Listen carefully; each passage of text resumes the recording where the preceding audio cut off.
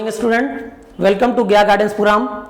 Myself Akash Anand, mathematics teacher, +2 high school both Gaya, going to start the crash course of determinants class 12th algebra. जैसा कि आप सभी जानते हैं कि आप सभी विद्यार्थी 2022 बिहार इंटरमीडिएट परीक्षा में शामिल होने वाले हैं और इसके पहले मैंने आपको मैट्रिसेस का क्रैश कोर्स करवाया था। मैंने बताया था कि वो एक स्कोरिंग चैप्टर है। जिस तरह से मैट्रिक्स एक स्कोरिंग चैप्टर है उसी तरह से डिटरमिनेंट भी एक स्कोरिंग चैप्टर है। बोर्ड परीक्षा में इससे 7 से 8 मार्क्स से प्रश्न पूछे जाते हैं, लेकिन चूंकि कोरोना काल में आपके पास प्रश्नों के चॉइसेस डबल हैं, इसलिए आप इसको 7 या 8 मार्क्स ना समझकर 15 से 16 मार्क्स तक का क्वेश्चन आप इस चैप्टर में अटेम्प्ट कर सकते हैं और ये आपके स्कोरिंग को बेटर कर सकता है। और डिटरमिनेंट में कुछ महत्वपूर्ण बातों का आप जब ध्यान रखेंगे तो आप इसके प्रॉब्लम्स को सॉल्व कर पाएंगे और आसानी से आप इसमें मार्क्स स्कोर कर सकते हैं। तो आइए हम लोग आज इसकी शुरुआत करते हैं कि डिटरमिनेंट होता क्या है। देखिए, सबसे पहले अगर हम डिटरमिनेंट की बात करते हैं तो डिटरमिनेंट होता क्या है इसको हम लोग को जानना है। तो मैंने आपको बताया था इसके पहले वाले वीडियोस में कि मैट्रिसेज क्या होते हैं। मैंने बताया था कि matrices are the rectangular arrangement of numbers और फंक्शन। उसमें क्या होता है कि नंबर्स या फंक्शन को हम एक स्क्वायर ब्रैकेट के अंदर डालते हैं, लेकिन जहां तक डिटरमिनेंट की बात है तो डिटरमिनेंट भी मैट्रिसेस से ही कुछ मिलता जुलता मैथमेटिकल टर्म है। डिटरमिनेंट जो है वो स्क्वायर मैट्रिक्स के लिए एग्जिस्ट करता है। यानी स्क्वायर मैट्रिक्स मैंने आपको बताया था कि वैसे मैट्रिक्स जिसमें नंबर ऑफ रो और नंबर ऑफ कॉलम इक्वल होते हैं। जिस मैट्रिसेज में नंबर ऑफ रो और नंबर ऑफ कॉलम इक्वल होते हैं उसको हम लोग स्क्वायर मैट्रिक्स बोलते हैं और हर स्क्वायर मैट्रिक्स के कॉरस्पॉन्डिंग एक डिटरमिनेंट एग्जिस्ट करता है। यानी अगर कोई मैट्रिक्स हॉरिजॉन्टल मैट्रिक्स हो या वर्टिकल मैट्रिक्स हो, यानी वो स्क्वायर ना हो, उसके लिए डिटरमिनेंट एग्जिस्ट नहीं करता है। और आप एक बात ये भी जान लीजिए कि डिटरमिनेंट जो होता है उसका एक डिफिनिट न्यूमेरिकल वैल्यू होता है। मैट्रिसेज का कोई न्यूमेरिकल वैल्यू नहीं होता है।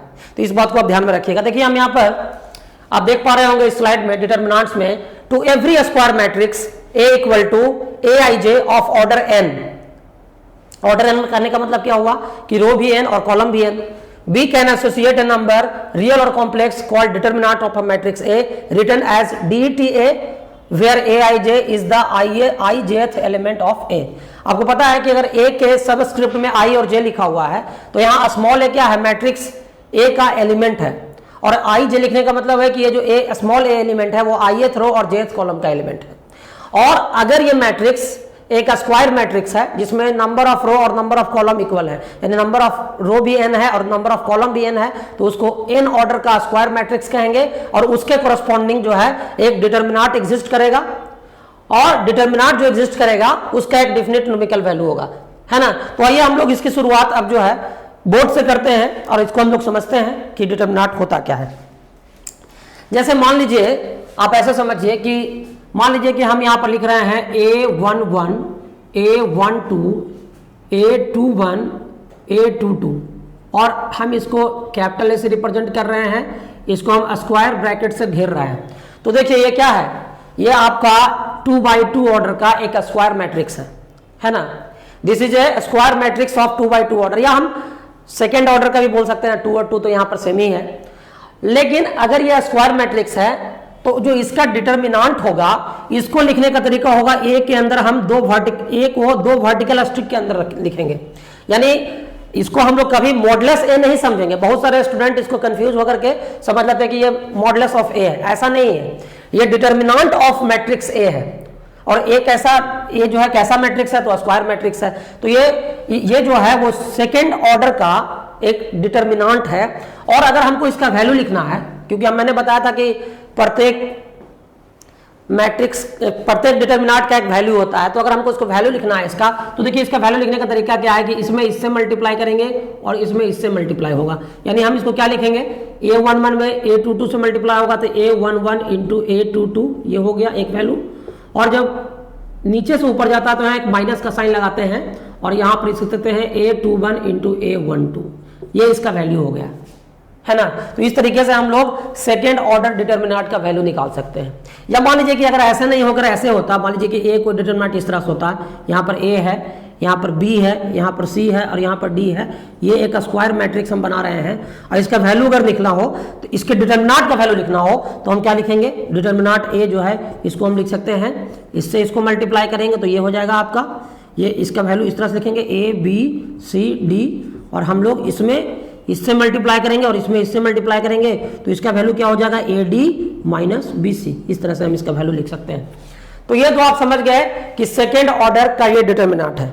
लेकिन अगर डिटर्मिनेंट थर्ड ऑर्डर का होगा तब क्या करेंगे हम लोग, तो देखिए उस स्थिति में हम लोग को क्या करना होगा, थर्ड ऑर्डर के डिटर्मिनेंट की बात करते हैं तो देखिए उसमें क्या करना होगा। जैसे मान लीजिए ये हम एक थर्ड ऑर्डर का डिटर्मिनेंट लिख रहे हैं, देखिए यहां पर हम लिख रहे हैं ए इक्वल टू, पहले हम एक मैट्रिक्स लिखते हैं थर्ड ऑर्डर का, इसमें लिख रहे हैं A11 A12 A13 A21 A22 A23 A31 A32 A33। आप देख लीजिए कि मैंने एक 3x3 ऑर्डर का एक स्क्वायर मैट्रिक्स मैंने लिखा है। अब इस स्क्वायर मैट्रिक्स के कॉरस्पॉन्डिंग जो डिटर्मिनेंट होगा उसको लिखने का तरीका क्या होगा, इसको हम ये लिख सकते हैं डिटर्मिनेंट ए इक्वल टू, हम लोग इसको लिख सकते हैं, ये जो स्क्वायर ब्रैकेट का साइन है इसको हटा देते हैं और हम दो वर्टिकल स्ट्रिक के बीच इसको लिख देते हैं। तो क्या लिख सकते हैं, A11 A12 A13, उस तरह से A21 A22 A23 A31 A32 A33, ऐसा लिख सकते हैं। ये आपका एक 3 ऑर्डर डिटर्मिनेंट हो गया। अब इसका वैल्यू कैसे निकालेंगे हम लोग थोड़ा ये भी समझेंगे।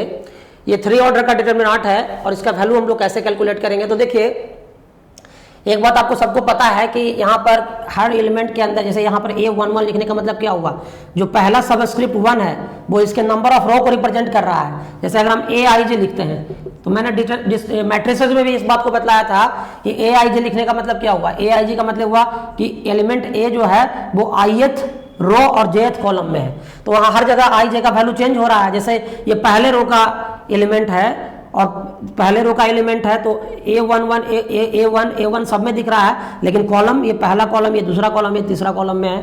तो इस तरह से किसी भी एलिमेंट का रो और कॉलम जो है उसके सबस्क्रिप्ट में, एलिमेंट के सबस्क्रिप्ट में लिखा गया है। ठीक है, ये तो आप समझ ही रहे होंगे, मैट्रिसेस में भी आप लोग ऐसा समझ चुके हैं। तब देखिए अब हम लोग बात करते हैं कि हम लोग 3 ऑर्डर के डिटर्मिनेंट का वैल्यू कैसे कैलकुलेट करेंगे। तो देखिए 3 ऑर्डर के डिटर्मिनेंट का वैल्यू निकालने के लिए पहले हमको उसको एक्सपेंड करना होता है 2 ऑर्डर के डिटर्मिनेंट के फॉर्म में। तो देखिए इसको एक्सपेंड करने का तरीका जो है टोटल 6 तरीका है। आप देख लीजिए कि इसमें कितने रो हैं। ये पहला रो आपका दिख रहा है, this is first row, this is second row and this is third row. ये आपका रो दिख रहा है, देखिए ये सब क्या है, ये आपका रो है। इसमें आपको कितना रो दिख रहा है, इसमें 3 रो आपको दिख रहा है। तो ये पहला रो जो है ये R1 है, ये दूसरा रो R2 है, ये तीसरा रो R3 है। अगर हम कॉलम की बात करें तो देखिए इस तरह से आपको एक कॉलम भी दिख रहा है। ये पहला कॉलम हो गया C1, ये दूसरा कॉलम हो गया C2 और ये तीसरा कॉलम हो गया C3। तो आप किसी 3 ऑर्डर के डिटर्मिनेंट को एक्सपेंड करते हैं तो आप उसको रो वाइज भी एक्सपेंड कर सकते हैं और कॉलम वाइज भी एक्सपेंड कर सकते हैं। तो चूंकि रो की संख्या 3 है तो रो के अलॉन्ग आप 3 तरीके से एक्सपेंड कर सकते हैं, और कॉलम की संख्या भी 3 है तो कॉलम के अलॉन्ग भी आप 3 तरीके से एक्सपेंड कर सकते हैं। तो 3 और 3 मिलाकर के 6 तरीके से किसी 3 ऑर्डर डिटर्मिनेंट को आप एक्सपेंड कर सकते हैं, है ना।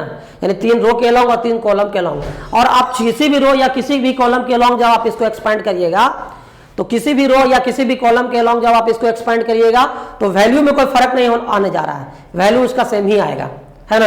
अब देखिए हम लोग थोड़ा सा तरीका जान लेते हैं कि एक्सपेंड करने का तरीका क्या होता है ना, यानी कि किस तरीके से हम 3 ऑर्डर डिटर्मिनेंट को एक्सपेंड कर सकते हैं। जैसे देखिए अगर मान लीजिए यहाँ पर मेरा एक 3 ऑर्डर डिटर्मिनेंट है, ये A इक्वल टू आपका है इसको आप A को जो है इस वर्टिकल स्ट्रिक साइन के अंदर भी लिख सकते हैं या इसको हम डेल्टा से भी रिप्रेजेंट कर सकते हैं। और ये आपका क्या है, ये मान लीजिए इस तरह से है A11 A12 A13 A21 A22 A23, ये आपका A31 A32 A33 है ना। इस तरह से है, आप स्वतंत्र हैं कि आप इसको रो वाइज भी एक्सपेंड कर सकते हैं और कॉलम वाइज भी एक्सपेंड कर सकते हैं। तो देखिए अगर मान लीजिए कि हम चाहते हैं इसको रो वाइज एक्सपेंड करना, तो कैसे इसको रो वाइज एक्सपेंड करेंगे इसको देखिए। पहला एलिमेंट इसका क्या है, पहला एलिमेंट इसका A11 है, हम पहले रो के अलॉन्ग इसको एक्सपेंड कर रहे हैं, expanding along expanding along first row, first row के अलोंग इसको एक्सपेंड कर रहे हैं। तो फर्स्ट रो के अलोंग अगर एक्सपेंड कर रहे हैं तो ये A11 हम लिख दिए हैं। A11 लिखने के बाद अब हमको क्या करना है कि इस रो और इस कॉलम को एलिमिनेट कर देना है। अब हमारे पास बच क्या गया, अब हमारे पास बच गया A22, A23, A32 और A33 ऐसा बच गया। लेकिन उसके पहले साइन आपको लगाना पड़ेगा, और साइन क्या लगाइएगा, साइन लगाने के लिए -1 का साइन यहाँ पर दीजिए, और उसके बाद आप यहाँ पर जिस एलिमेंट के रो के अलोंग कर रहे हैं उसके जिस एलिमेंट के अलोंग कर रहे हैं, जैसे यह A11 है तो 1 + 1 देना होगा, यानी ये फर्स्ट रो और फर्स्ट कॉलम जो है उसका पोजीशन जो है उसको -1 पर एक एक्सपोनेंट के रूप में लगाना होगा। उसी तरह से आप देखिए कि प्लस अब यहाँ से स्टार्ट कर रहे हैं A12 है ना, तो A12 कर रहे हैं तो आप इसको क्या कीजिएगा कि इस वाले रो को और इस वाले कॉलम को फिर से हटाइएगा, तो क्या बच रहा है आपका, इसको हटा दीजिएगा, इसको हटा दीजिएगा, तो यहाँ से आएगा A21 है ना, यहाँ बच जाएगा A23, यहाँ आ जाएगा आपका है ना A31 और यहाँ आपका आ जाएगा A33। और इसके आगे जो साइन लगाना होगा वो -1 पर किसका साइन लगाएगा, देखिए यहाँ A12 है तो यहाँ 1 + 2 कर देंगे है ना, इस तरीके से आप कर सकते हैं है ना। अब जो है आगे हम बताने जा रहे हैं कि इसके आगे क्या करना होगा। इसके आगे जो है आपको जो है इसके आगे फिर वही काम करना है। फिर से आप क्या करिएगा A13 यहाँ लिखिएगा, तो A13 लिखिएगा, उसके बाद इस वाले रो को और इस वाले कॉलम को एलिमिनेट करिएगा, तो यहाँ क्या क्या बच जाएगा, A21 बचेगा, A22 बचेगा और A31 बचेगा, और क्या बचेगा, A32 बचेगा। इस तरह से लिख देंगे और साइन देना होगा तो क्या लगाएंगे इसके आगे का साइन, -1 पर पावर 1 + 3 देंगे है ना, ये 1 है यहाँ 3 है, इसका साइन लगा देंगे है ना। और इसके बाद अब इसका वैल्यू हम लोग कैसे कैलकुलेट कर सकते हैं, सेकंड ऑर्डर डिटरमिनेंट को तो आप एक्सपेंड करना जानते ही हैं, तो अब इसका वैल्यू आप कैसे कैलकुलेट कर सकते हैं। देखिए इसको हम फिर आगे इसको अब इरेज कर देते हैं, अब इसकी आवश्यकता नहीं है, तो चलिए इसको इरेज करते हैं। और फिर हम क्या लिख सकते हैं, यहाँ से देखिए, यहाँ से लिख सकते हैं हम लोग यहाँ पर लिख सकते हैं, ये -1 पर इवन पावर है तो ये प्लस में हो जाएगा, तो हम यहाँ पर लिखेंगे A11 और फिर यहाँ से लिखेंगे A22 × A33 और माइनस का साइन लगाएंगे, फिर लिखेंगे A32 × A23, इस तरह से लिख सकते हैं ठीक है।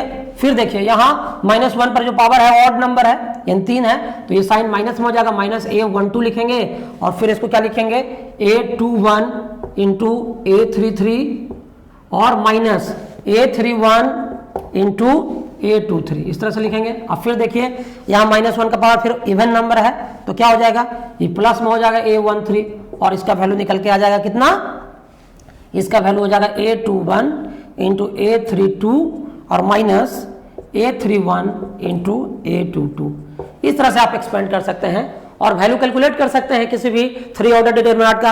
अब जरूरी नहीं है कि मैंने फर्स्ट रो के अलोंग एक्सपेंड किया, आप सेकंड रो के अलोंग भी एक्सपेंड कर सकते हैं, थर्ड रो के अलोंग भी एक्सपेंड कर सकते हैं, या हो सकता है कि आपका मन करे कि हम कॉलम के अलोंग एक्सपेंड करें तो आप कॉलम के अलोंग भी एक्सपेंड कर सकते हैं, फर्स्ट कॉलम के अलोंग, सेकंड कॉलम के अलोंग या थर्ड कॉलम के अलोंग, लेकिन वैल्यू में कोई चेंजिंग नहीं होगा। जब कैलकुलेट करके आप वैल्यू निकालिएगा तो वैल्यू आपका सेम आएगा है ना, मतलब लेकिन आप एक बार हमेशा प्रॉब्लम सॉल्व करने में एक बात का ध्यान रखिएगा कि आप उस कॉलम या उस रो को एक्सपेंशन के लिए चुनिएगा अगर वैल्यू निकालना होगा जिसमें जिस रो में या जिस कॉलम में जीरो की संख्या ज्यादा हो, क्योंकि ऐसा करने से क्या होगा ना कि आपका कैलकुलेशन इजी हो जाएगा।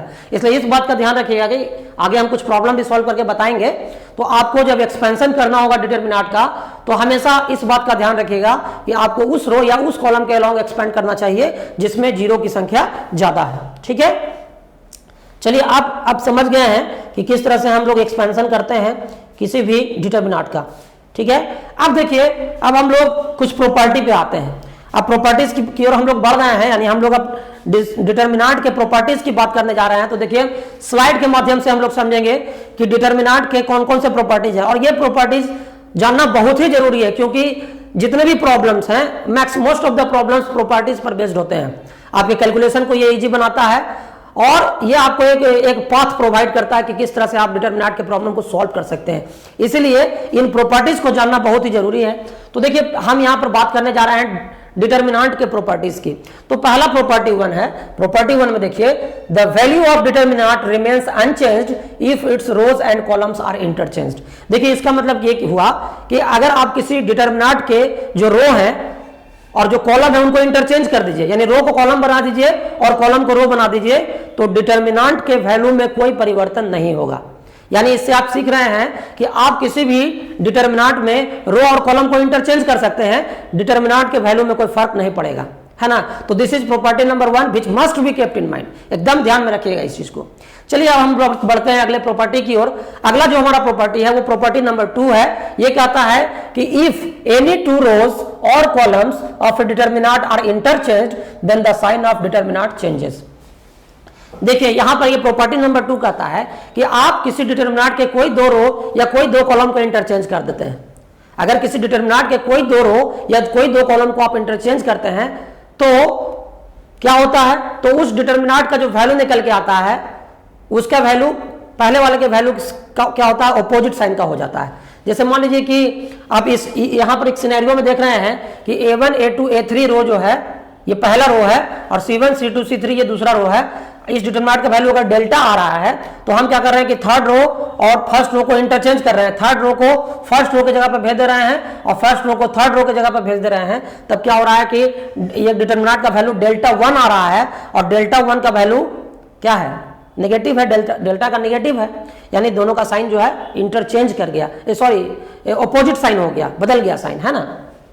तो ये चीज होता है, ठीक है। तो पहला प्रॉपर्टी आप देखे थे कि रो को कॉलम और कॉलम को रो में इंटरचेंज करिएगा तो कोई फर्क नहीं पड़ेगा डिटर्मिनेंट के वैल्यू में। लेकिन दूसरा प्रॉपर्टी में आप क्या देखें कि अगर कोई दो रो या कोई दो कॉलम को इंटरचेंज करते हैं, जरूरी नहीं कि हम रो ही को इंटरचेंज करें, कोई भी दो कॉलम को भी इंटरचेंज करिएगा तो जो नया वैल्यू आएगा डिटर्मिनेंट का वो पहले वाले डिटर्मिनेंट के वैल्यू का ऑपोजिट साइन का हो जाएगा, ठीक है। ये प्रॉपर्टी नंबर 2 है, इसको भी ध्यान में रखिएगा। अब देखिए तीसरा प्रॉपर्टी क्या है, ये तीसरा प्रॉपर्टी भी आप याद रखिएगा। If any two rows or columns of a determinant are identical, all the corresponding elements are same, then values of that determinant is 0। यानी कहने का मतलब है कि अगर किसी डिटर्मिनेंट में कोई दो रो या कोई दो कॉलम आइडेंटिकल हो जाए तो उस डिटर्मिनेंट का वैल्यू 0 आ जाएगा। देख लीजिए यहाँ पर कि पहला रो में भी A1 A2 और A3 एलिमेंट है और दूसरा रो में भी A1 A2 और A3 एलिमेंट है, यानी कॉरस्पॉन्डिंग एलिमेंट्स भी सेम है और रो जो है रो में एलिमेंट्स भी सेम है और कॉरस्पॉन्डिंग पोजीशन भी सेम है। तो यानी कि अगर किसी भी डिटर्मिनेंट में कोई दो रो या कोई दो कॉलम आइडेंटिकल होता है तो उस परिस्थिति में जो वैल्यू होता है डिटर्मिनेंट का वो 0 आता है। यह बात भी आपको एकदम ध्यान में रखना है, प्रॉपर्टी के रूप में याद रखना है इस चीज को, ठीक है। चलिए अब अगले चौथे प्रॉपर्टी की ओर बढ़ते हैं। चौथा प्रॉपर्टी कहता है कि if each element of a row or a column of a determinant is multiplied by a constant k, then its value get multiplied by k। देखिए k यहां पर एक स्केलर है, एक कांस्टेंट है। तो अगर हम किसी डिटर्मिनेंट के किसी एक रो के प्रत्येक एलिमेंट में अगर k से हम मल्टीप्लाई कर दे रहे हैं, यानी किसी भी रो या किसी भी एलिमेंट के प्रत्येक एलिमेंट्स में किसी कांस्टेंट k से मल्टीप्लाई कर दिया जाता है ना, तो जो डिटर्मिनेंट का वैल्यू आता है वो पहले वाले डिटर्मिनेंट के वैल्यू का क्या होता है, k टाइम्स हो जाता है। यानी कि आप देख लीजिए कि यहाँ पर A1 A2 A3 जो पहला रो है उसके प्रत्येक एलिमेंट में कांस्टेंट k से मल्टीप्लाई करने पर ये KA1 KV1 और KC1 आया, तो ये जो डिटर्मिनेंट है इसका वैल्यू डेल्टा 1 आ गया। पहले से वैल्यू डेल्टा था, इसका वैल्यू डेल्टा 1 आ गया, तो डेल्टा 1 जो है वो k इंटू डेल्टा के बराबर आ गया। ये भी हो गया, एक इंपॉर्टेंट प्रॉपर्टी है, इसको भी याद रखिएगा। चलिए अब फटाफट हम लोग 4 प्रॉपर्टी अब तक हम देख चुके हैं, 2 प्रॉपर्टी हम लोग को और जान लेना है, उसके बाद हम फिर आगे बढ़ते हैं। अब 5वां प्रॉपर्टी देखिए क्या कहता है, if some or all the elements, if some or all elements of a row or column of a determinant are expressed as sum of 2 or more terms, then the determinant can be expressed at the sum of 2 or more determinants. देखिए यहाँ पर आप देख लीजिए कि ये जो determinant आप देख रहे हैं उसमें जो पहला रो है, पहले रो के प्रत्येक एलिमेंट में प्रत्येक एलिमेंट जो है उसको 2 टर्म्स के सम के रूप में लिखा गया है। जैसे देखिए कि दूसरा और तीसरा रो जो है वो उसमें कोई सम नहीं है, यानी एलिमेंट्स के बीच एलिमेंट जो है वो सिंगल है, लेकिन जो पहला रो है उसमें क्या देख रहे हैं कि एलिमेंट जो है A1 प्लस डेल्टा 1 है, लैम्डा 1 है, सॉरी A2 प्लस लैम्डा 2 है, A3 प्लस लैम्डा 3 है। तो अगर हम इसको डिटर्मिनेंट को ब्रेक करके लिखेंगे तो देखिए A1 A2 A3 जो है ये पहले डिटर्मिनेंट में रहेगा, पहले रो का एलिमेंट, और लैम्डा 1 लैम्डा 2 और लैम्डा 3 ये दूसरे डिटर्मिनेंट में चला जाएगा। तो ये भी एक तरीका है ना। आप आई थिंक कि इस स्लाइड को देख के आसानी से समझ सकते हैं कि A1 plus lambda 1 A2 plus lambda 2 A3 plus lambda 3 है और बाकी के जो रो हैं वो सम 2 टर्म के सम के रूप में नहीं लिखे हुए हैं। तो क्या हो रहा है, ये A1 A2 A3 को एक साथ ले लिए, λ1 λ2 λ3 को एक साथ ले लिए। इस प्रकार से दो डिटर्मिनेंट के सम के रूप में ये एक्सप्रेस किया जाता है। ठीक है, तो ये आपका पांचवा प्रॉपर्टी है। और छठा प्रॉपर्टी थोड़ा ज्यादा ध्यान देने लायक है। देखिए इसमें क्या कहा जा रहा है, इसमें कहा यह जा रहा है कि अगर हम किसी डिटर्मिनेंट के, अगर किसी भी रो या किसी भी कॉलम में अगर किसी दूसरे रो के करस्पॉन्डिंग एलिमेंट्स को अगर हम जोड़ते हैं, अगर एक डिटर्मिनेंट के किसी रो में अगर किसी दूसरे रो के करस्पॉन्डिंग एलिमेंट्स को जोड़ते हैं, तब डिटर्मिनेंट के वैल्यू में कोई परिवर्तन नहीं होता है। और जरूरी नहीं है कि हमेशा एक डिटर्मिनेंट के रो या कॉलम में दूसरे रो या कॉलम का करस्पॉन्डिंग एलिमेंट जोड़ा जाए, बल्कि दूसरे रो के जो एलिमेंट्स हैं उनके इक्वी मल्टीपल्स को भी अगर जोड़ा जाए तब भी डिटर्मिनेंट के वैल्यू में कोई परिवर्तन नहीं आएगा। जैसे आप देखिए एक सिंपल सा एग्जांपल आप ऐसे समझिए कि ith रो अगर मान लीजिए Ri है, ith रो में हम लोग क्या कर रहे हैं कि ith रो में jth रो जो है उसके करस्पॉन्डिंग एलिमेंट्स को k से मल्टीप्लाई करके जोड़ दे रहे हैं, यानी कि Ri जो है उसको बना दे रहा है Ri plus k into Rj या Ci। अगर कॉलम ith कॉलम है तो ith कॉलम में jth कॉलम के करस्पॉन्डिंग एलिमेंट्स को जोड़ रहे हैं k से मल्टीप्लाई करके, तब भी डिटर्मिनेंट के वैल्यू में कोई परिवर्तन नहीं आने वाला है। यानी कहने का मतलब यह हुआ कि अगर किसी डिटर्मिनेंट के किसी एक कॉलम या किसी एक रो के प्रत्येक एलिमेंट्स में अगर दूसरे रो या कॉलम के करस्पॉन्डिंग एलिमेंट्स को जोड़ दिया जाए या उनके करस्पॉन्डिंग एलिमेंट्स में इक्वी मल्टीपल्स वाले टर्म्स को जोड़ा जाए तो डिटर्मिनेंट के वैल्यू में कोई परिवर्तन नहीं होता है। यह भी एक बहुत इंपॉर्टेंट प्रॉपर्टी है, इसको आप लोग ध्यान में रखेंगे। चलिए ठीक है, तो आई थिंक आप अभी तक डिटर्मिनेंट का सारा प्रॉपर्टी आप जान चुके हैं, अभी कहीं से कोई प्रॉब्लम नहीं है। ठीक है, अब जो है देखिए आपको जो प्रॉपर्टी बताया गया है, इन्हीं प्रॉपर्टीज पर आधारित जो बोर्ड परीक्षा में, इंटरमीडिएट बोर्ड परीक्षा में इन प्रॉपर्टी पर आधारित बहुत सारे प्रॉब्लम्स मिलेंगे। मैं आपको आगे प्रॉब्लम भी सॉल्व करके बताऊंगा कि किस तरह के प्रॉब्लम पूछे जाते हैं। चलिए हम लोग आगे बढ़ते हैं। अब हम लोग थोड़ा सा इस पर देखते हैं कि area of A triangle with vertices x1 y1 x2 y2 x3 y3 is given y half into and this determinant. इसको हम लोग थोड़ा सा बोर्ड की सहायता से समझेंगे। देखिए कोऑर्डिनेट ज्योमेट्री में आप पढ़े होंगे, आपने कोऑर्डिनेट ज्योमेट्री में पढ़ा है कि अगर ट्रायंगल के 3 वर्टिसेस हैं और तीनों वर्टिसेस का कोऑर्डिनेट दिया हुआ है तो उसका हम एरिया कैसे निकालते हैं, वो तो आपने पढ़ा है। लेकिन वो जो फॉर्मूला है उसको हम लोग आज डिटरमिनेंट के फॉर्म में पढ़ने जा रहे हैं। जैसे मान लीजिए कि आपका एक ट्रायंगल है ना, ये मान लीजिए एक ट्रायंगल है, ये A है इसका वर्टेक्स, एक वर्टेक्स इसका B है, एक वर्टेक्स C है, इसका कोऑर्डिनेट x1 y1 है, इसका कोऑर्डिनेट x2 y2 है और इसका कोऑर्डिनेट x3 y3 है ना। तो आप जो है कैसे निकालते थे इसका एरिया ट्रायंगल ABC जो है आप कैसे निकालते थे, इसका तरीका होता था है ना, half into x1 y2 minus y3 x2 y3 minus y1 और x3 y1 माइनस y2, ऐसा आप लिखते थे है ना। और इतना लिखने के बाद आप एक मॉड का साइन भी लगाते थे।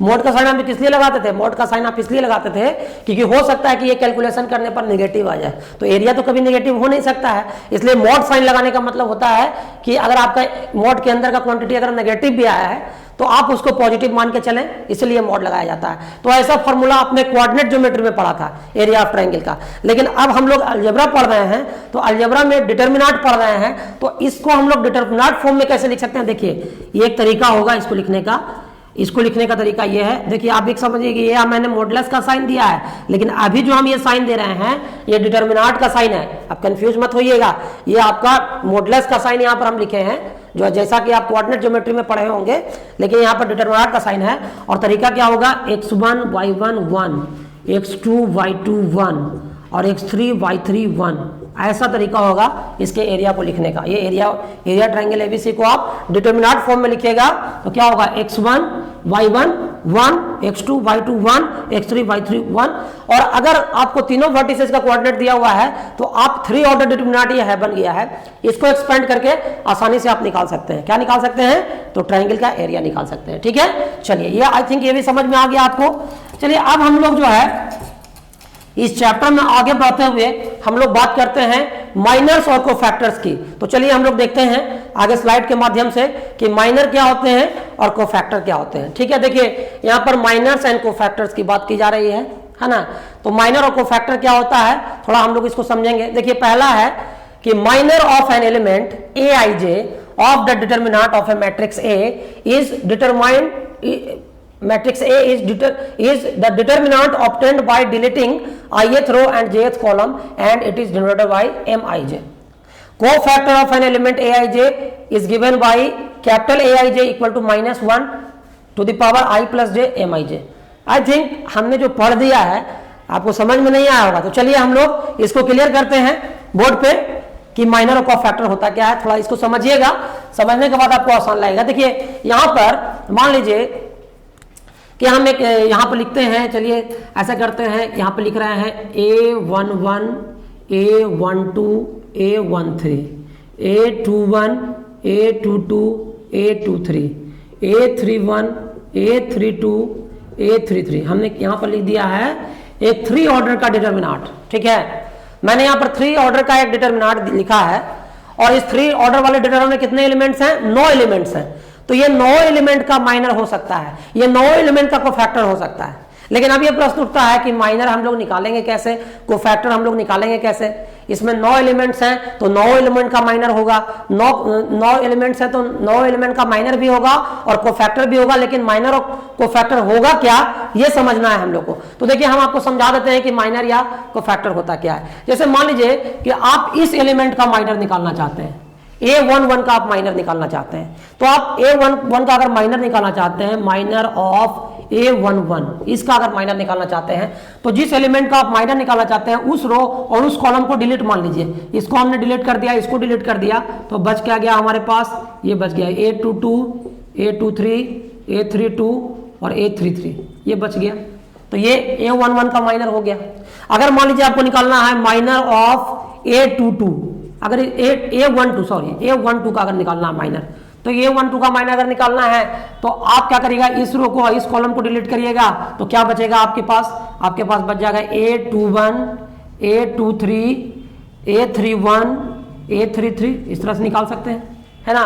और इसका वैल्यू भी आप निकाल दे सकते हैं, आप कैलकुलेट करके। सेकंड ऑर्डर ये डिटरमिनेंट हो गया, तो है ना, वैल्यू निकालना जानते ही हैं। अगर मान लीजिए माइनर निकालना है आपका A13 का अगर माइनर निकालना है, तब क्या करिएगा? A13 को अगर निकालिएगा तो आप इस वाले रो इस वाले कॉलम को डिलीट करिएगा, तो क्या बच जाएगा? A21 A22 A31 और A32, है ना। इस तरह से निकाला जाता है माइनर। और माइनर जो है जैसे अभी ये जो माइनर है इसको हम लिख सकते हैं M11, क्योंकि ये फर्स्ट रो और फर्स्ट कॉलम, मतलब कि ये क्या है, ये जो एलिमेंट A11 है वो फर्स्ट रो और फर्स्ट कॉलम का एलिमेंट है, तो इसका माइनर A11 हो गया। और इसका वैल्यू क्या हो जाएगा? M12 हो जाएगा। इसका वैल्यू क्या हो जाएगा? M13 हो जाएगा। इस तरह से माइनर निकालते हैं हम लोग। तो मैंने आपको एक रो के, मैंने पहले रो के तीनों एलिमेंट्स का मैंने माइनर आपको निकाल के बतलाया है। तो इसी तरह से आप बाकी का भी सेकंड रो या थर्ड रो के एलिमेंट का भी माइनर निकाल सकते हैं, या फर्स्ट कॉलम, सेकंड कॉलम और थर्ड कॉलम के सभी एलिमेंट का माइनर आप निकाल सकते हैं। तो माइनर निकालना आई थिंक आप समझ गए हैं, है ना। और माइनर निकालने के बाद कोफैक्टर कैसे निकालेंगे? तो देखिए कोफैक्टर निकालना है क्या कि माइनर के आगे आप साइन लगा दीजिएगा, प्रॉपर साइन। माइनर के आगे अगर प्रॉपर साइन लगा दीजिएगा तो वो कोफैक्टर बन जाएगा। जैसे देखिए यहाँ पर क्या होगा कि M11 का जो वैल्यू निकालिएगा, है ना, तो आपको अगर आपको कोफैक्टर निकालना है तो क्या करिएगा? कोफैक्टर, अब देखिए यहाँ पर कोफैक्टर के बारे में बताते हैं। ये तो माइनर आप समझ ही गए हैं कि माइनर क्या होता है। अब यहाँ पर अगर हम इसी को, अब देखिए आपने सबको इरेज करते हैं, सबको मैंने इरेज कर दिया और सब की जगह पर मैंने आप लिख दिया यहाँ पर क्या? कोफैक्टर। देखिए मैंने सबकी जगह पर लिख दिया है कोफैक्टर। यहाँ पर मैंने कर दिया है कोफैक्टर मैंने कर दिया है। और अब क्या करिए कि आप जो है इसके आगे साइन लगाइए। क्या साइन लगाइएगा? -1 का पावर 1+1। देखिए ये -1 लगा दिए और पावर -1 है, इसका पावर दे दिए 1+1। 1+1 मतलब क्या? ये नंबर ऑफ रो और नंबर ऑफ कॉलम दे दिए। यहाँ पर इसी तरह से A12 का अगर निकाल रहे हैं तो -1 का पावर दे दीजिए कितना? -1 का पावर आप दे दीजिए इसमें, ये दे दीजिए 1+2, और इसके आगे -1 पर पावर दे दीजिए कितना? यहाँ पर लिख दीजिए 1+3, है ना। तो अब क्या हो गया? अब ये कहलाएगा कोफैक्टर। इसको आप लिख सकते हैं A11, इसको आप लिख सकते हैं A12, अब इसको आप लिख सकते हैं A13। तो देखिए यहाँ पर आप समझ लीजिए कि माइनर और कोफैक्टर में कुछ ज्यादा अंतर नहीं है। माइनर में कोई साइन नहीं लगाते हैं और कोफैक्टर में प्रॉपर साइन लगा देते हैं। यानी आप ऐसे कर सकते हैं कि अगर कोई अगर कोफैक्टर Aij का वैल्यू निकालना है तो आप क्या करिएगा? -1 का पावर लिखिएगा आई प्लस जे इंटू एम आई जे, इस तरह से आप लिखिएगा। इस फॉर्मूला का आप याद रखिएगा तो आसानी से कोई फैक्टर को निकाल सकते हैं। यानी ए आई जे बराबर क्या होगा, -1 इंटू आई प्लस जे इंटू एम आई जे, है ना। तो ये आप एक रिलेशन भी समझ सकते हैं कि ये माइनर और कोफैक्टर का रिलेशन है। तो मैंने आपको पहले रो का माइनर और कोफैक्टर निकालने के लिए बताया, तीनों एलिमेंट्स का। आप इसी तरह से किसी भी एलिमेंट का माइनर या कोफैक्टर आप निकाल सकते हैं, ठीक है ना। तो आप आई थिंक आप समझ गए होंगे। अच्छा, एक विशेष बात मैं आपको और बताना चाहूंगा, वो क्या है, इसको भी थोड़ा समझ लीजिए कि अगर मान लीजिए हम किसी डिटरमिनेंट का एक्सपेंशन करते हैं, देखिए इस बात को एकदम ध्यान से समझिएगा कि हम लोग माइनर और कोफैक्टर को थोड़ा सा और अच्छे तरीके से समझने जा रहे हैं। जैसे मान लीजिए कि ये आपका एक डिटरमिनेंट है A11, A12, A13, A21, A22, A23, A31, A32, A33, ये मान लीजिए एक आपका स्क्वायर, सॉरी ये आपका एक डिटरमिनेंट है 3 ऑर्डर का, ठीक है। तो आप अगर इसको एक्सपैंड करते हैं तो क्या करते हैं, आप इसको एक्सपैंड करते हैं तो क्या लिखते हैं, ये लिखते हैं A11, पहले रो के अलॉन्ग अगर एक्सपेंड करते हैं तो क्या लिखते हैं A11 और -1 पर पावर देते हैं 1 + 1 और फिर क्या लिखते हैं A22, है ना, A23 और A32 और A33, ऐसा लिखते हैं, ठीक है। और क्या करते हैं प्लस, फिर आप क्या करते हैं एक्सपेंड करने में, आप पहले रो के अलॉन्ग एक्सपेंड कर रहे हैं तो फिर क्या करेंगे, -1 का पावर क्या देंगे 1 + 2 और फिर क्या लिखते हैं, अब इस रो और इस कॉलम को डिलीट करते हैं तो क्या लिखते हैं A21, A23, फिर लिखते हैं A31 और फिर लिखते हैं A33, है ना। और इसी तरह से फिर क्या करते हैं A13 लिखते हैं और उसके बाद -1 का पावर कितना देते हैं 1 + 3 देते हैं और फिर क्या लिखते हैं इसमें, इसके बाद आप लिखते हैं इसको मिटा के A21, A22, A31 और है ना इस A32, ऐसा लिखते हैं, ठीक है। इस तरीके से आप लिखते हैं। तो अब देखिए यहाँ इस तरह से लिखने का मतलब क्या हुआ, इस तरह से लिखने का मतलब ये हुआ कि आप जो है ये पूरा वैल्यू क्या है, ये A11 का ये क्या है, ये को फैक्टर है। तो आप इसको लिखते हैं A11 into A11 plus A12 into A12 और A13 इंटू A13। और इसी तरह से तो आप डिटरमिनेंट का वैल्यू निकालते हैं, है ना। आप देख लीजिए ये जो डिटरमिनेंट है इसका वैल्यू कैसे निकालते हैं, यानी A11 small A11 into small A11 capital A11। तो ये क्या हुआ, ये आपका एलिमेंट है और ये उसका कोफैक्टर है, ये आपका एलिमेंट है सेकंड रो का, ये उसका कोफैक्टर है, ये एलिमेंट और ये उसका कोफैक्टर है। तो इसी तरह से तो आप किसी डिटरमिनेंट का वैल्यू निकालते हैं। तो आई थिंक मैंने आपको माइनर और कोफैक्टर के बारे में क्लियर कर दिया है। अब फटाफट हम इसके प्रॉपर्टी को देख लेते हैं और उसके बाद फिर आगे बढ़ते हैं। देखिए अब जो हमारा, अब आई थिंक आप ज्यादा अच्छे तरीके से समझ सकते हैं minors and cofactors. Minors of an element Aij of the determinant of a matrix A is the determinant obtained by deleting ith row and jth column and it is denoted by Mij। ये तो समझ चुके हैं। फिर है cofactor of an element Aij is given by Aij equal to -1 into I plus j Mij। मैंने board पर इस चीज को समझा दिया आप लोगों को, ये दोनों चीज को। अब यहाँ पर देखिए ये भी बात मैंने आपको बता दिया है क्लियर करके कि किसी डिटरमिनेंट का वैल्यू निकालते हैं तो क्या होता है, value of determinant of A matrix A is obtained by the sum of the products of elements of a row और a column with the corresponding cofactors. आप इस तरह से समझ सकते हैं। लेकिन ये देखिए चौथा पॉइंट बहुत ध्यान देने वाला पॉइंट है। चौथा पॉइंट जो है बहुत ध्यान देने वाला पॉइंट है। इसमें आप समझिए कि अगर देखिए हम क्या कर रहे हैं कि प्रत्येक एलिमेंट डिटरमिनेंट का वैल्यू निकालने में हम क्या करते हैं कि प्रत्येक एलिमेंट का कॉरस्पॉन्डिंग कोफैक्टर को मल्टीप्लाई करके उसका सम निकालते हैं। लेकिन आप देखिए तो A11 का अगर एलिमेंट A11 है और A21 क्या है, ये मतलब क्या है, ये सेकेंड रो के एलिमेंट, सेकेंड रो के मतलब कि फर्स्ट कॉलम के एलिमेंट का ये कोफैक्टर है। तो अगर मान लीजिए यहाँ पर ये है कि if the elements of a row or column are multiplied with the cofactor of the elements of any other row or column then their sum is 0। समझ रहे हैं, यानी कि मतलब ये कहा जा रहा है कि अगर एक मतलब अगर किसी एक रो के एलिमेंट्स में अगर किसी दूसरे रो के कोफैक्टर से मल्टीप्लाई करेंगे ना तो पूरा वैल्यू जो है 0 आ जाता है। इस बात को एकदम ध्यान में रखिएगा। जैसे यहाँ पर देखिए A11 है, यहाँ A11 इंटू A11 यानी प्रत्येक एलिमेंट का कोरस्पॉन्डिंग कोफैक्टर से मल्टीप्लाई हो रहा है, प्रत्येक एलिमेंट के कोरस्पॉन्डिंग कोफैक्टर से मल्टीप्लाई हो रहा है। लेकिन यहां आप क्या देख रहे हैं कि प्रत्येक रो के कोरस्पॉन्डिंग कोफैक्टर से मल्टीप्लाई नहीं हो रहा है बल्कि दूसरे रो के एलिमेंट के करस्पॉन्डिंग कोफैक्टर से मल्टीप्लाई हो रहा है, और अगर ऐसा हम करेंगे तो फिर वैल्यू जो है 0 निकल के आएगा। This point must be kept in mind, ये बहुत इंपॉर्टेंट है आपके लिए, इसको ध्यान में रखिएगा। चलिए ठीक है, चलिए अब जो है अब हम लोग आगे बढ़ते हैं, और आगे बढ़ने के बाद हम देखते हैं adjoint and inverse of A matrix. देखिए आपने इनवर्स ऑफ ए मैट्रिक्स पढ़ा था निकालने के लिए, इसके मैट्रिसेस के क्लासेस में भी आपने निकाला था, लेकिन वहां पर हम कैसे इनवर्स निकालते थे, उसमें हम लोग इनवर्स निकालते थे एलिमेंट्री रो ऑपरेशन या एलिमेंट्री कॉलम ऑपरेशन लगा करके, है ना। तो वहां पर इनवर्स निकालने का तरीका कुछ और था, मैट्रिक्स के इनवर्स निकालने का तरीका कुछ और था, लेकिन चूंकि अब हम डिटरमिनेंट पढ़ चुके हैं तो हम एक नया तरीका पढ़ेंगे कि किसी भी मैट्रिक्स का हम इनवर्स कैसे निकाल सकते हैं। तो देखिए यहां पर है कि adjoint and inverse of a matrix, है ना, किसी भी मैट्रिक्स का एडजॉइंट और इनवर्स कैसे निकालते हैं ये समझेंगे हम लोग। तो देखिए अब इसको हम लोग बोर्ड से क्लियर करते हैं, आप इसको समझिएगा, बहुत इंपॉर्टेंट ये है जानना आप लोगों के लिए, क्योंकि बहुत सारे प्रॉब्लम्स इस पर आधारित जो है लॉन्ग टाइप में पूछे जाते हैं आपके एग्जामिनेशन में, तो ये थ्योरी आपको अच्छे तरीके से समझना होगा, है ना। तो देखिए अब जो हम पढ़ने जा रहे हैं, अब हम जैसे मान लीजिए कि हमारा एक एग्जाम्पल हम लेते हैं, मान लीजिए कि A11, A12, A13, A21, A22, A23, A31, A32, A33।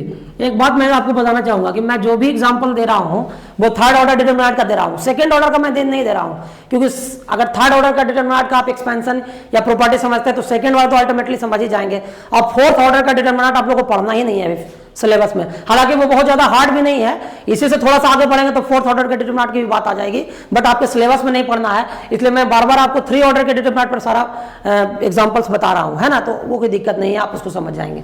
अब देखिए मान लीजिए कि हम इसको एक मैट्रिक्स बना देते हैं, चलिए ये कैसा मैट्रिक्स है, तो ये एक स्क्वायर मैट्रिक्स है 3x3 ऑर्डर का, है ना, ये एक स्क्वायर मैट्रिक्स है 3x3 ऑर्डर का।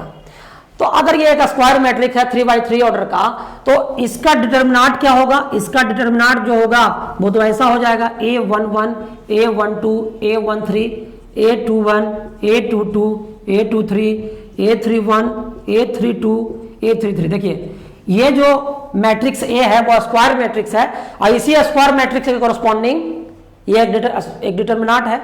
अब बताइए कि आप जानते हैं कि डिटरमिनेंट के एलिमेंट्स का क्या होता है, कोफैक्टर होता है। तो अगर मान लीजिए कि A11 का कोफैक्टर A11 है तो इसका कोफैक्टर क्या होगा, कैपिटल A11 होगा।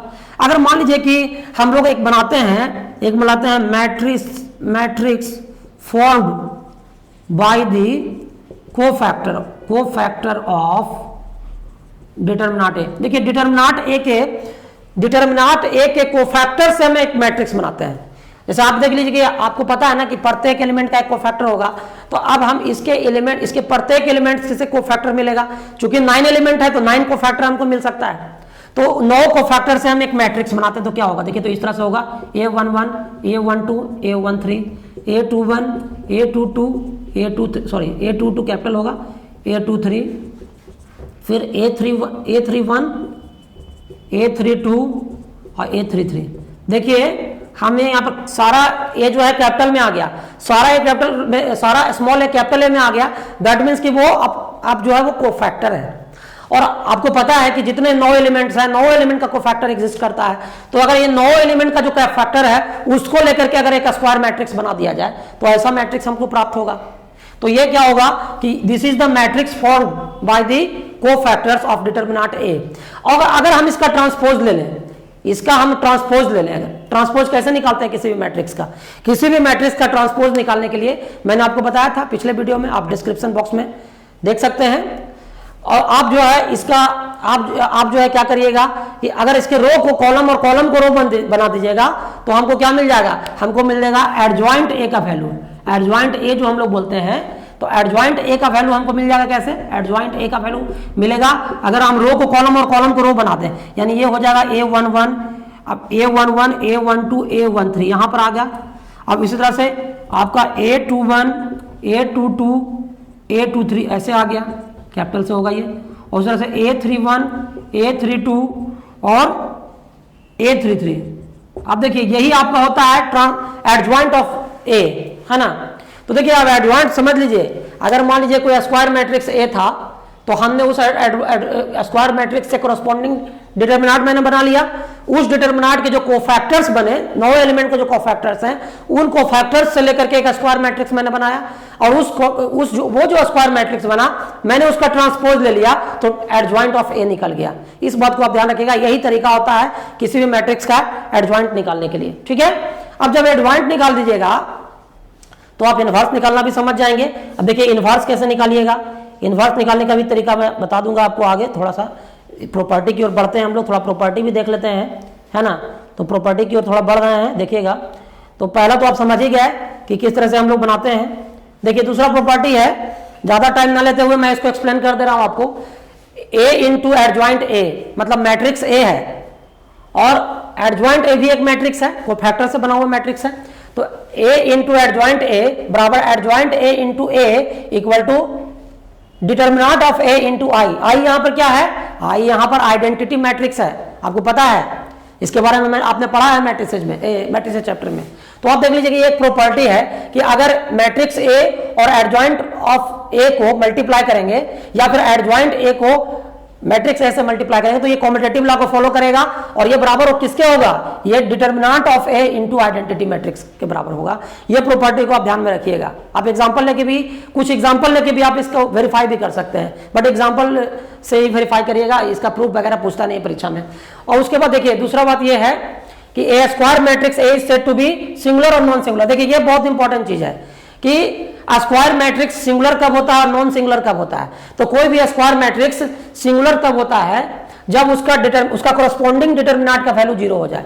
यानी अगर किसी स्क्वायर मैट्रिक्स से बने हुए कोरस्पॉन्डिंग डिटरमिनेंट का वैल्यू अगर 0 आ जाए तो वो सिंगुलर कहलाता है मैट्रिक्स, स्क्वायर मैट्रिक्स सिंगुलर कहलाता है। लेकिन अगर वो नॉट इक्वल टू 0 है, नॉन 0 है, तो फिर वो नॉन सिंगुलर कहलाता है। ठीक है, एक बात मैं आपको और यहां पर क्लियर कर देना चाहूंगा कि सिंगुलर मैट्रिक्स के केस में कभी भी इनवर्स निकाला नहीं जा सकता है। किसी भी मैट्रिक्स का इनवर्स एग्जिस्ट करेगा या नहीं करेगा वो उसके लिए हम पहले उसका डिटर्मिनेंट निकाल के देख लेंगे। अगर वो 0 के बराबर आता है तो मैट्रिक्स सिंगुलर मैट्रिक्स हो जाएगा, और उस स्थिति में उसका इनवर्स निकालना संभव नहीं होगा। लेकिन अगर वो नॉन 0 आएगा तब उसका निकाल सकते हैं हम लोग। चलिए अब जो है आगे देख लीजिए, if A is a square matrix of order n, अगर ए जो है वो एक स्क्वायर मैट्रिक्स है ऑर्डर n का, तो हम लोग अगर एडजॉइंट ए का डिटर्मिनेंट निकालेंगे, जो एडजॉइंट ए है, जो एडजॉइंट ए मैट्रिक्स के रूप में है, उसका अगर डिटर्मिनेंट निकालेंगे तो वो ए के डिटर्मिनेंट का पावर हो जाएगा n-1। उसी तरह से A and B are non singular matrices of the same order, then A B and B are also non singular matrices of the same order. ये बात भी याद रखिएगा कि अगर ए और बी दो नॉन सिंगुलर मैट्रिक्स हैं तो ए बी, है ना, दो नॉन सिंगुलर मैट्रिक्स हैं और सेम ऑर्डर के हैं, सेम ऑर्डर के हैं तभी तो मल्टीप्लाई होगा। तो क्या होगा उस स्थिति में क्या होगा कि ए बी और बी ए जो होगा वो भी नॉन सिंगुलर मैट्रिक्स होगा सेम ऑर्डर का। उसके बाद देख लीजिए कि अगर ए एक मैट्रिक्स ए है और एक मैट्रिक्स बी है, अगर मैट्रिक्स ए और मैट्रिक्स बी को मल्टीप्लाई करके एक मैट्रिक्स ए बी निकाला जाए तो उस ए बी मैट्रिक्स का जो डिटर्मिनेंट होगा, करस्पॉन्डिंग डिटर्मिनेंट होगा, वो ए के डिटर्मिनेंट और बी के डिटर्मिनेंट का प्रोडक्ट होगा।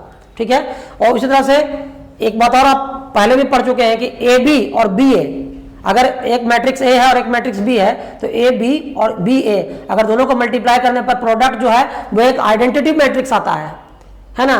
तो यहां पर क्या होगा, ए और बी, अब एक बात ये भी याद रखिएगा कि ए और बी दोनों स्क्वायर मैट्रिक्स होता है। इनवर्स तभी एग्जिस्ट करता है ना जब मैट्रिक्स स्क्वायर मैट्रिक्स हो। तो ए बी बराबर B A equal to identity matrix हो तो बी जो है वो ए इनवर्स कहलाता है ना, और या बी जो है वो ए इनवर्स कहलाता है, या बी इनवर्स जो है वो ए के बराबर भी होता है, यानी ए बी का इनवर्स कहलाता है या बी जो है ए का इनवर्स कहलाता है। फिर है a square matrix A is invertible if and only if A is non singular matrix. देखिए पॉइंट यहां पर आ गया, ये पॉइंट कहता है कि एक स्क्वायर मैट्रिक्स ए इन्वर्टिबल तभी होगा, यानी उसका इन्वर्स निकालना तभी संभव होगा यदि वो नॉन सिंगुलर मैट्रिक्स होगा।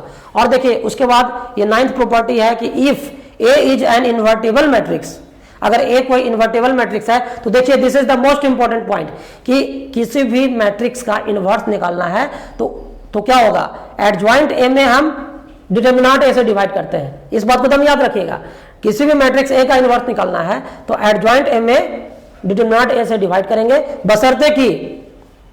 बशर्ते कि आपका जो मैट्रिक्स ए है वो नॉन सिंगुलर मैट्रिक्स हो, यानी उसका डिटर्मिनेंट 0 नहीं आना चाहिए। ठीक है, तो आई थिंक आप यहां तक समझ चुके हैं। ठीक है। तो ये आप अभी तक जो मैं आपको ये भी जितने भी थ्योरीज बता रहा हूं, ये थ्योरीज बहुत इंपॉर्टेंट है प्रॉब्लम सॉल्विंग के लिए, तो उसको आप लोग समझिएगा। ठीक है, अब चलिए हम थोड़ा सा आगे बढ़ते हैं और अब आपको हम बताते हैं सिस्टम ऑफ लीनियर इक्वेशन। देखिए सिस्टम ऑफ लीनियर इक्वेशन तो आप 10th क्लास में भी पढ़े हैं, लेकिन आपने 10th क्लास में जो सिस्टम ऑफ लीनियर इक्वेशन पढ़ा है वो 2 ही वेरिएबल का था, है ना। लेकिन अब चूंकि हम लोग 12th में पढ़ रहे हैं, तो अब हम लोग एक तरीका सीखेंगे कि आप डिटर्मिनेंट और मैट्रिक्स की सहायता से किस तरह से लीनियर इक्वेशन इन 3 वेरिएबल या उससे ज्यादा हो तो उसको सॉल्व कर सकते हैं। तो देखिए मान लीजिए कि हम एक सिस्टम ऑफ इक्वेशन इसको फॉलो करते हैं। ये आप सिस्टम ऑफ इक्वेशन है a1x plus b1y plus c1z equal to d1। मान लीजिए ये इक्वेशन है। This is a linear equation of 3 variable. ये 3 वेरिएबल का लीनियर इक्वेशन है ना। डिफाइंड होने के लिए आपको पता है a1 b1 और c1 जो कोफिशिएंट है xyz का वो नॉन जीरो होना चाहिए, सब तो आपको पता होगा। अब इसके बाद ये देखिए a2x plus b2y plus c2z equal to d2, a3x plus b3y plus c3z equal to g3। देखिए यहां पर आपको 3 इक्वेशन है और आपको नॉर्मल तरीके से इसका सॉल्यूशन नहीं निकालना है, इसको आपको मैट्रिसेस और डिटरमिनेंट का यूज करते हुए इसका सॉल्यूशन निकालना है। तो देखिए हम लोग क्या होगा कि इस तरह के इक्वेशन को जब सॉल्व करना होगा, this is a linear equation of 3 variable, इसको अगर सॉल्व करना है तो सॉल्व करने का तरीका क्या है ये आपको समझना। देखिए मैंने आपको ये समझ लीजिए कि आपको इसमें 3 मैट्रिक्स बनाना है। एक मैट्रिक्स बनाना है ए कोफिशिएंट्स को लेकर। देखिए कोफिशिएंट कौन कौन है, a1 b1 c1, a2 b2 c2, a3 b3 c3। आप देख लीजिए कि ये जो पहले इक्वेशन, दूसरे इक्वेशन और तीसरे इक्वेशन में x y z का कोफिशिएंट है, उन कोफिशिएंट को लेकर के हम एक मैट्रिक्स बना लिए, है ना। और इस मैट्रिक्स को हम कैपिटल ए से रिप्रेजेंट कर रहे हैं। अब एक हम बनाएंगे वेरिएबल्स को लेकर के एक मैट्रिक्स। जैसे वेरिएबल इसमें क्या है, x y z है, तो वेरिएबल x y z को लेकर के हम एक दूसरा मैट्रिक्स बनाते हैं, इसको हम कैपिटल X से डिनोट करते हैं। और कांस्टेंट को लेकर के हम एक तीसरा मैट्रिक्स बनाते हैं। कांस्टेंट हमारा कैपिटल B है, इसमें हम d1 d2 और d3 इसको लेकर के हम एक मैट्रिक्स बना दिए। ठीक है, तो यहां पर आप देख लीजिए कि हमारा क्या हुआ, यहां पर हमारा 3 मैट्रिक्स बना हुआ है और इसको सॉल्व करने के लिए हमको यहां पर इस मैट्रिक्स इक्वेशन को सॉल्व करना है, ax इक्वल टू b। देखिए ax इक्वल टू बी, यहां पर एक मैट्रिक्स इक्वेशन बन गया। अगर हम इस मैट्रिक्स इक्वेशन को सॉल्व करेंगे तो हम आसानी से वेरिएबल x y z का वैल्यू निकाल दे सकते हैं। यानी एक तरह से आपको वैल्यू किसका निकालना है, तो एक तरह से आप अगर मैट्रिक्स x का वैल्यू आप निकाल दीजिएगा, तो मैट्रिक्स x का वैल्यू निकालिएगा तो आपको अल्टीमेटली x y z का वैल्यू निकल जाएगा, है ना। तो देखिए उसके लिए आपको करना क्या होगा, देखिए यहां पर करना क्या होगा, आपको इस चीज को समझना है। देखिए यहां पर इस चीज को आप कैसे निकालिएगा इसको समझना है। पहले आप देख लीजिए, आपको मैं एक बात और बताना चाहूंगा कि ये जो सिस्टम ऑफ इक्वेशन आप देख रहे हैं, ये सिस्टम ऑफ इक्वेशन कंसिस्टेंट भी हो सकता है और इनकंसिस्टेंट भी हो सकता है। अब आपको लगेगा ये नया टर्म क्या आ गया, कंसिस्टेंट और इनकंसिस्टेंट। तो कंसिस्टेंट का मतलब हुआ कि अगर सिस्टम ऑफ इक्वेशन का सॉल्यूशन एग्जिस्ट करे, अगर सॉल्यूशन एग्जिस्ट करेगा तो सिस्टम कहलाएगा कंसिस्टेंट, अगर सॉल्यूशन एग्जिस्ट नहीं करेगा तो सिस्टम कहलाएगा इनकंसिस्टेंट, है ना। तो देखिए यहां पर कुछ बात है, आपको इसको समझना है कि इस तरह का जो आप देख रहे हैं कि आपका 3 मैट्रिक्स बन चुका है, तो इन 3 मैट्रिक्स को लेकर के एक मैट्रिक्स इक्वेशन बन गया है ax इक्वल टू b, है ना। तो अगर x का वैल्यू निकालना है तो x का वैल्यू आप क्या लिखिएगा, x equal to b by A करिएगा, ये x बराबर b बाई ए होगा और b बाई ए जब डिनोमिनेटर में है तो a को आप a इनवर्स लिख सकते हैं, यानी a इनवर्स क्या है, इनवर्स ऑफ मैट्रिक्स a है। और कंडीशन है कि इनवर्स ऑफ मैट्रिक्स a तभी एग्जिस्ट करेगा जब determinant a not equal to 0 हो। पता ही है आपको कि a जो है नॉन सिंगुलर मैट्रिक्स होना चाहिए उसको, तो ठीक है। तो ये आप यानी कि इनवर्स निकाल करके इनवर्स निकालिएगा अगर a का, तो आप आसानी से इसको सॉल्व कर सकते हैं। तो देखिए इसमें क्या क्या बातें ध्यान देने योग्य है। A system of equation is consistent और inconsistent according as its solution exist और नॉट। ये सिस्टम ऑफ इक्वेशन कंसिस्टेंट या इनकंसिस्टेंट होगा, इस बात पर निर्भर करेगा कि उसका सॉल्यूशन एग्जिस्ट करता है या नहीं। देखिए ये जो आपका चौथा पॉइंट है, इसको बहुत ध्यान से देखिएगा आप लोग। ये चौथा पॉइंट है, for a square matrix A in matrix equation ax equal to b, if determinant A not equal to 0 then there exist unique solution. आप देख लीजिए कि क्या determinant of A, matrix A का जो डिटर्मिनाट है वो 0 के बराबर नहीं है, यानी नॉन सिंगुलर मैट्रिक्स है, तब सोल्यूशन जो होगा वो यूनिक आएगा। एक्स और वाई और जेड का जो सोल्यूशन निकल के आएगा वो यूनिक सोल्यूशन आएगा। लेकिन इफ अगर डिटर्मिनाट ऑफ ए बराबर 0 हो, है ना, डिटर्मिनाट ऑफ ए बराबर 0 हो और adjoint A into B, adjoint of matrix A into B का वैल्यू अगर नॉन जीरो हो, then there exist no solution. अगर इस कंडीशन को फुलफिल करेगा तो सॉल्यूशन ही एग्जिस्ट नहीं करेगा, तो वापस नो सॉल्यूशन लिखेंगे हम लोग कि इस मैट्रिक्स इक्वेशन को सॉल्व करके सॉल्यूशन निकाला जा ही नहीं सकता है। और तीसरा है कि इफ डिटर्मिनाट ए बराबर 0 and adjoint A into B equal to 0, then system may or may not be consistent. अब यहां पर सिस्टम कंसिस्टेंट हो भी सकता है और नहीं भी हो सकता है। कब? जब एडजॉइंट ए इंटू बी का वैल्यू 0 हो और डिटर्मिनाट ऑफ ए ये भी 0 हो। ठीक है, तो अब तक के क्लासेज में मैंने जो भी बातें आपको बतलाई है, इन्हीं के आधार पर मेरा एक दूसरा वीडियो आएगा क्रैश कोर्स का डिटर्मिनेंट का, उसमें मैं सिर्फ प्रॉब्लम्स की बात करूंगा। उसमें मैं आपको बताऊंगा कि किस तरह के प्रॉब्लम्स पूछे जाते हैं इंटरमीडिएट एग्जाम में। लेकिन उन प्रॉब्लम को सॉल्व करने के लिए आप इस वीडियो को अच्छे तरीके से स्टडी कर लीजिए, इसको देख लीजिए। कहीं पर अगर कोई प्रॉब्लम होता है इस वीडियो के कमेंट सेक्शन में आप पूछ सकते हैं, मैं निश्चित रूप से उसका उत्तर दूंगा। तब तक के लिए आप अगले वीडियो का इंतजार करें। अगले वीडियो में मैं आपको सॉल्यूशन डिटर्मिनेंट से रिलेटेड जो डिफरेंट सॉल्यूशंस हैं वो बताऊंगा। तब तक के लिए धन्यवाद।